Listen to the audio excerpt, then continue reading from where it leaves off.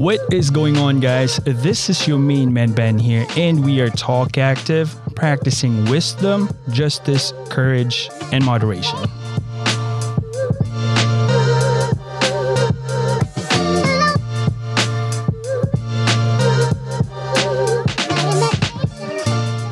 What's happening, y'all, man? Happy Monday. This is a different schedule again. One thing I learned of having a lot of different people to interview is you're gonna work around their schedule, but this is mad fun. But once again, I would like to say and shout out, thank you for the support in this channel. Truly appreciate those little jabs, coffee donations. It goes a long way. Amazing how little things push us to be better. That being said, I would also like to thank our new subscribers in our main channel. Almost 1,000 subscriber, guys. We're almost there. It's hard work from reviewing text and all that stuff. Our podcast was a separate channel, but that's the main meat of our channel. So if you missed the episode, by the way, oh man, I'm choking up. Episode 90. John Spears, he's one of my professors. He's amazing. We talk about how he manages his life and skills. The broadcasting industry is really hectic, and he works with a lot of artists, in BET and high profile politicians, like big ones. And check it out in our last episode. It is amazing talk that we had. We had a lot of good insights because he was my teacher in broadcasting. But once again, we are in the month of August. The theme of the month is pragmatism. And there are many definitions of pragmatism, but we are practicing practicality to be able to live well. Meaning the simplest form, in the simplest term, pragmatism is a way of dealing with problems or situations that focuses on practical approaches and solutions.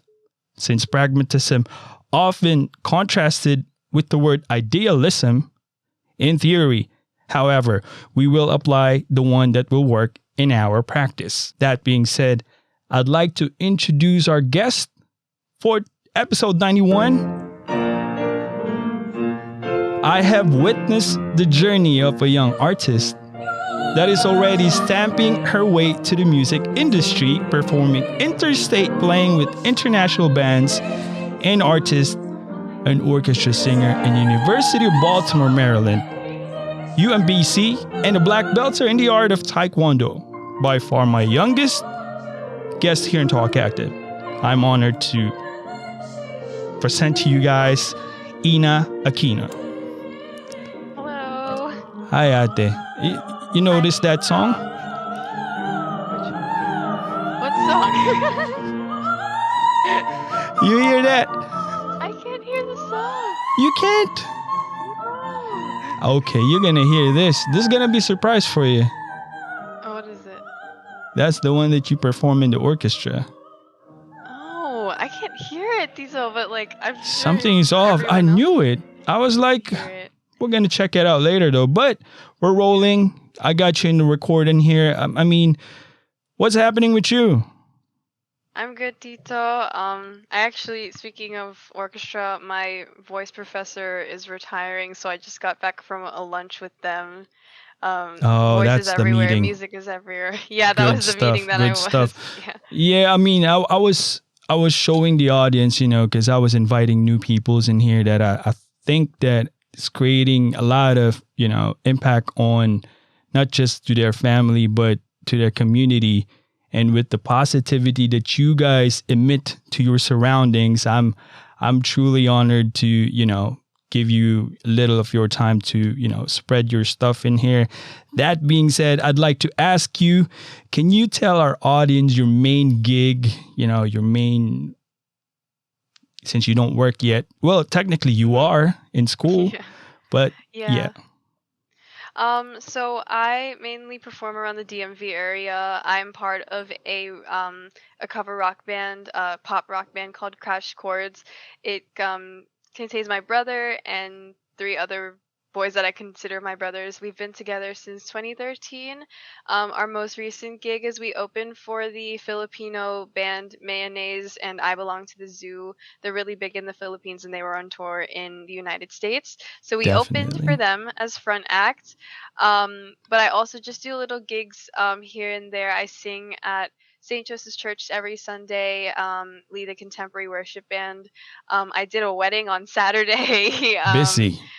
I did a baptism last month. Like, just like provide music Yeah. for anybody who wants to hear any good music. Good So, yeah. stuff. And you guys also perform in the national anthem of the Washington Wizards, did you? Yeah, so during the COVID year, I think 2021, I sang the national anthem with my band for the Wizards game. See, that's just a few guys. I mean, this kid's a different breed. This is like we're talking about international and it's just different level. Now, in your own understanding, Ate, given of your experience, especially in the music field, how do you define the meaning of the sentence? The perfection is the enemy of action. Oh, that's really bad for me. I'm a bad perfectionist. In the context of it's hard for me to write songs because I need it to be so perfect. If it's not anywhere close to Are how you I want it, I kidding me? scrap it. I mean, It's re- I that's the biggest surprise to everybody when they hear that I have trouble writing songs. I don't really release my music to people just because it's really difficult for me to put out something that I'm not 100% proud of, but that's why perfectionist is like your enemy. If you Sometimes you have to really just let go and allow yourself to just trust yourself and what you create in order to get things done, because if you're just like me, so hung up on it being perfect, nothing's going to get done. good stuff. Good stuff out there. Because last episode, I talked to my professor, and he told some same thing that when an artist thinks they do not plan it, their creativity just popped out of nowhere, and you Yeah. cannot plan that. And that's some good stuff right there. Now, how would I know your mom? I know your dad. I know everybody in your family, but this is question right here. How would your parents describe what you do? Okay, that's so funny. So my dad would probably describe me as steamroller. I just keep going and going and going and going, and sometimes he's very good at keeping up with me, but he always tries his best to keep me grounded. But that's how he would describe me, is just I keep going and going and going and going. And my mom, just because we share very similar sentiment, she'd probably describe it as passionate. She's all about passion. When she does anything, it always comes from her heart. Nothing is ever, excuse my language, but half-assed with her. Right, Everything right, is right. for sure, like, she puts her all in everything. So just a passionate steamroller going That about her discipline day. in your family is different because we practiced last weekend. I don't know if Ate Bean is gonna see this, but I don't think she will. But yeah, I saw their workflow, their family, and I was like, when I went to the basement, and I was like, what? It's different Yeah. communication. It's not about yeah, that's a wrong chord. That's A B. No, it's different. And I was like, Yeah. there's like Chinese in here, different language has been spitting out in the air. Just like, this is how they communicate because they're all musicians. And it's just amazing how you guys look at each other. There are like crazy moments, and then there's like in sync moment. And your chemistry with your family is definitely a musician environment. Yes. Now, what is a funny story of your family tells about you that you'd like to share? A funny story that my family would like to share. Well, I guess my go-to is just like when my mom, well, it's not really about me. I wasn't born yet, but my mom told me that when I was in her stomach, she used to tape an earbud with either Mozart or Beethoven onto her stomach, and every time Mozart or Beethoven would play, I would kick my feet Yo. in her stomach. So it's just kind of like they embedded music in me.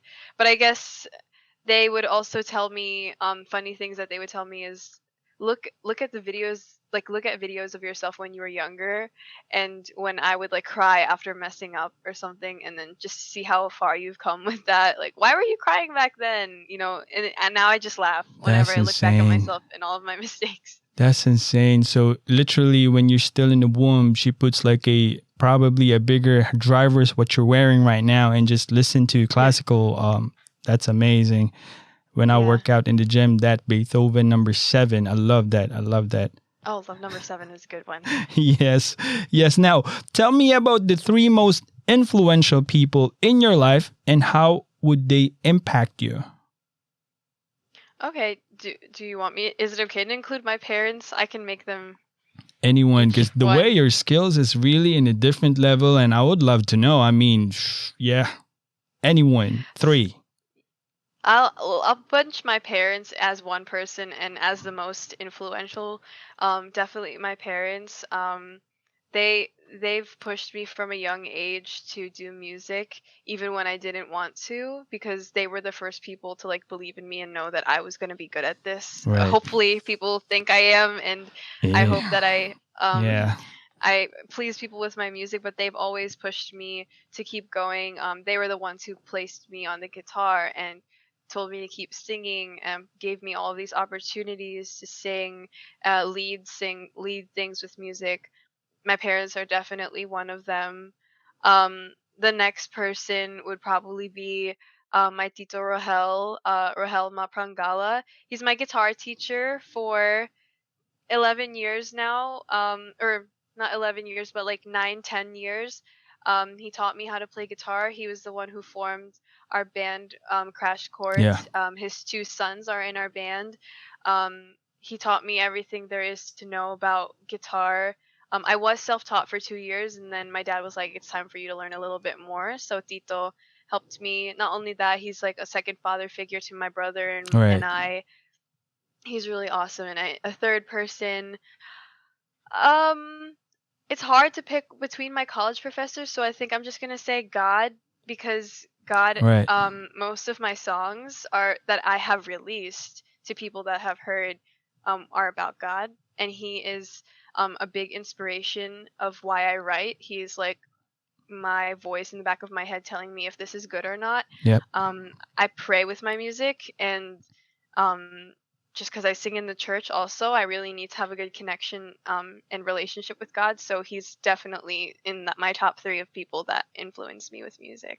That's really admiring. I remember a couple of my episodes, maybe 30 or 40 episodes, I asked your dad and you, and during my podcast in the middle of break, I played your original song. Yeah, that was really good song. I got a lot of compliments all the way to San Francisco. It's amazing. Oh, yep, definitely. That was I'm gonna post a link in here for that episodes. Now, so far in your field, what is the most important lesson you learned over your career? I think the most important thing would be patient with your craft, because I think for me, I'm back to just being a perfectionist. I want things to get done immediately in terms of my growth, but even I don't even sound the same as I sound last year. Like, my voice keeps evolving, and that's the same for Right. all musicians. Like, your voice and your instrument, you're only just going to keep getting better as long as you keep doing what you're doing, but you have to be patient. You can't just rush yourself, because like greatness takes time. Right, And definitely. you can't just like expect greatness to happen overnight. That's like not realistic, and it's not common. Right. But real greatness takes time, love, patience. So I would just say be patient with your craft and be patient with everything it is that you want to do with yourself, because if you're not, then you're just going to find yourself stumbling backwards every time. But if you're patient and you respect the time it takes for your growth to happen, then for sure things will flourish for you. Good stuff. Good stuff. Slow it down. Definitely. Definitely. Yeah.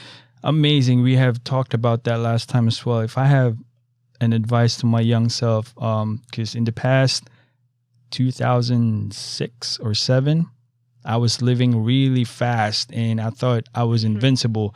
Given that I was raised as a Christian family, my Lola is really hardcore Christian in the Philippines.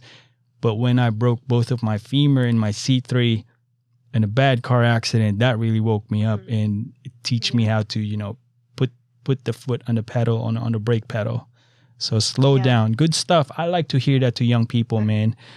Awesome. Now, who has been your most important professional mentor? Professional. Okay. To be fair to all the three, I won't choose one of them. But I think right now, my voice teacher, her name is Dr. Seon Jung. She's from Korea. She was she's my first real professional vocal teacher, and I've been with her for 4 years. She's the one who taught me how to sing classical and opera music, which I never knew that I had in me until I went into college. Dr. Jung, she is extraordinary. You can look her up on YouTube. It's just Seyoung Jung, and she is nice. Unreal. Her voice is unreal, and it's nice having people like that to strive to want to be like them, because she's definitely someone I want to be like one day. Yeah. I'm gonna definitely look on that one. Yes. It's funny because there's a lot of new integration in my podcast. My intro music was your play in UMBC, the opera. You were, oh, la. That was the intro. I'm surprised it didn't play on you, man. This is what I'm talking about, all this new text that I put together and it didn't. But what underrated tool that you have is an indispensable for your job? Oh, that's a good question. Underrated tool. Is it okay to say sleep?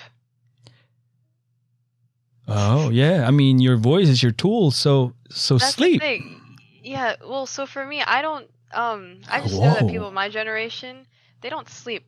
I don't sleep. And people are like, I'm not a morning person, and things happen more in the nighttime. But I've learned that if I don't sleep before a performance, I immediately feel it when the performance happens. Like, there have been times where I slept at like 2 a.m., I don't know, talking with friends, hanging out with people, and then I have a recital in the morning, and I'm like trying to, again, speed up the process of my voice getting warmed up, waking up.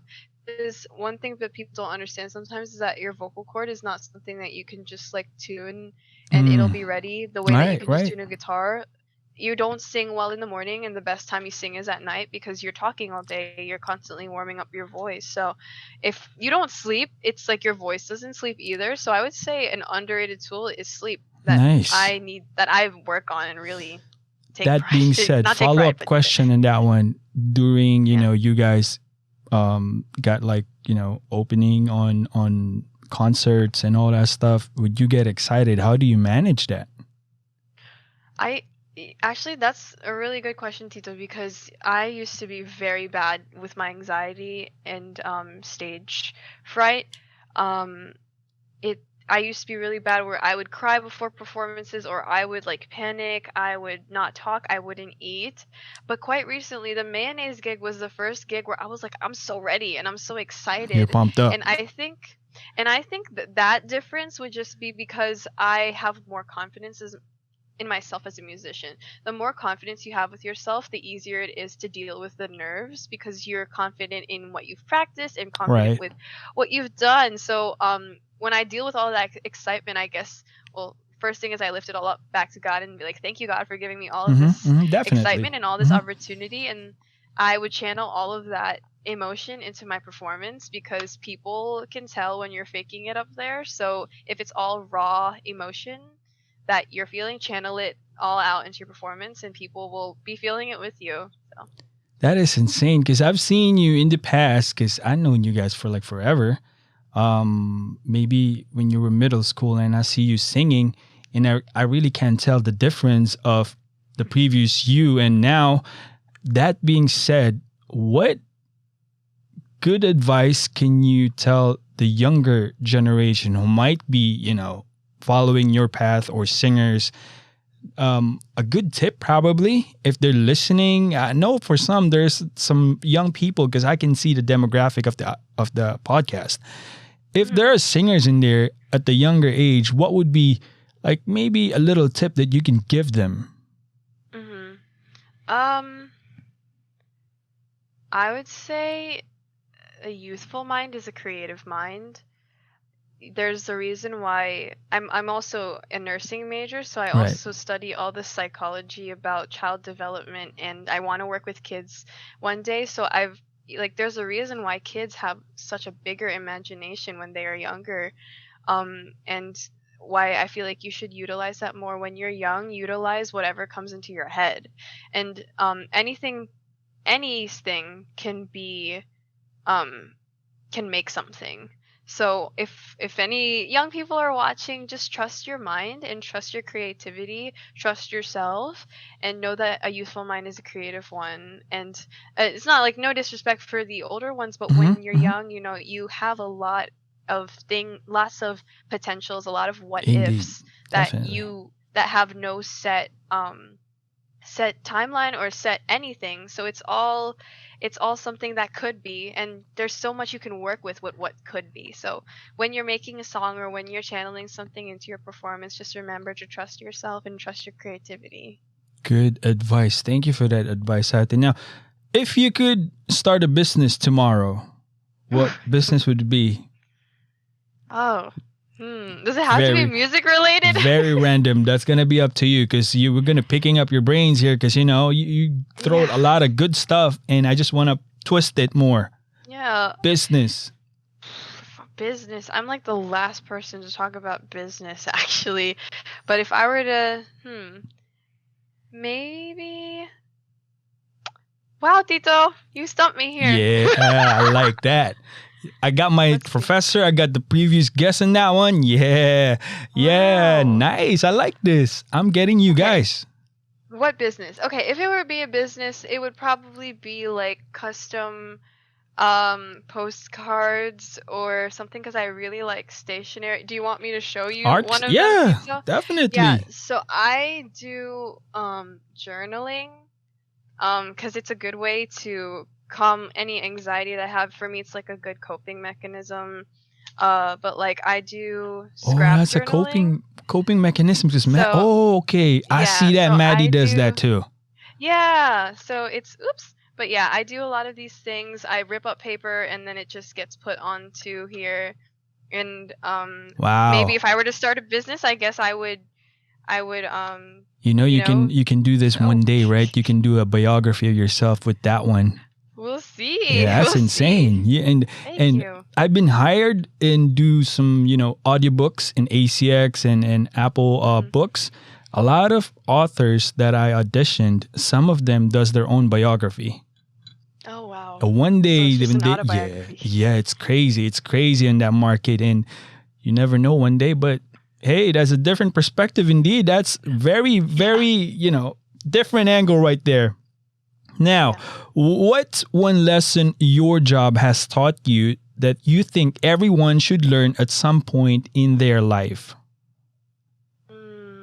You're not the best. That's the lesson for me. You're not the best. Going into university, I thought I was pretty good, but then when I step foot on campus and you're surrounded by people who also think they're pretty good, you get humbled immediately. Wow. And if there's one lesson that just like I would like that I took away from it is I am not the best by far, and I need to humble myself immediately if I want to get better. There's just a lot of people who are with amazing talent who have the same mindset as you. So if you keep thinking you're the best, you're not going to get better. Nice. That's the thing. Just remember that there are a lot of people who work hard too, and you just gotta keep up and work hard as well.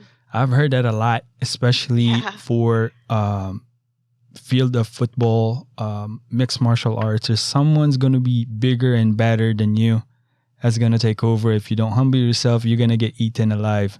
That's amazing. Yes. That's amazing. Immediately by people that you you didn't think would eat you alive. Your friends will eat you alive unintentionally just by how good they could be, and of course your professors have no problem eating you alive when you don't do Wow. well. So Amazing, man. Oof. yeah. What 3 books you'd recommend to my audience and why? Oh my gosh.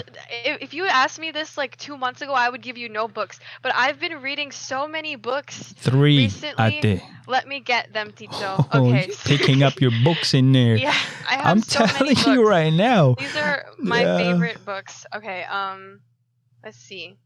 Okay, this is hard. So they're all if you have young 3. viewers, they're probably gonna think I suck because these are like very like amateur reading books, but I just recently got back into reading. The first one is Ugly Love. They're all by Colleen Hoover. Ugly Love is a novel about people who are like in a friends with benefits relationship, a guy who doesn't want any strings attached but ends up falling in love with somebody. Oh man, that's a movie. That's a Disney Yeah. movie. And the whole reason why he didn't want to fall in love is because the girl that he used to be with like completely like he hurt her really Okay. bad, so he was just like, that's that.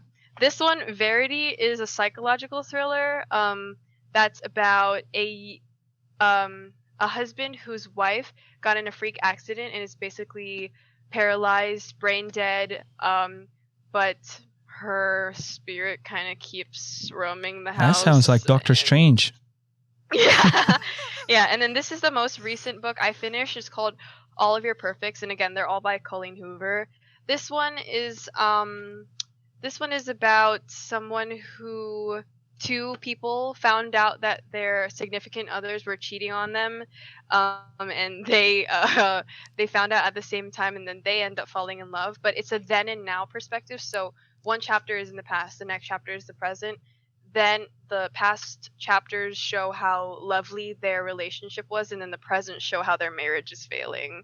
So Very yeah, versatile. these are You three see, books. you see the pattern that I'm doing here. I'd like to see how you do in your singing, how you do in your Yeah. work, and I want to pick, your personal time, and you can see the different patterns of this artist.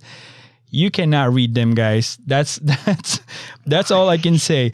We are approaching Ate. I don't want to eat more of your time, but we are approaching in our end segment here now. What's one question you wish I'd asked you, and how would you answer it?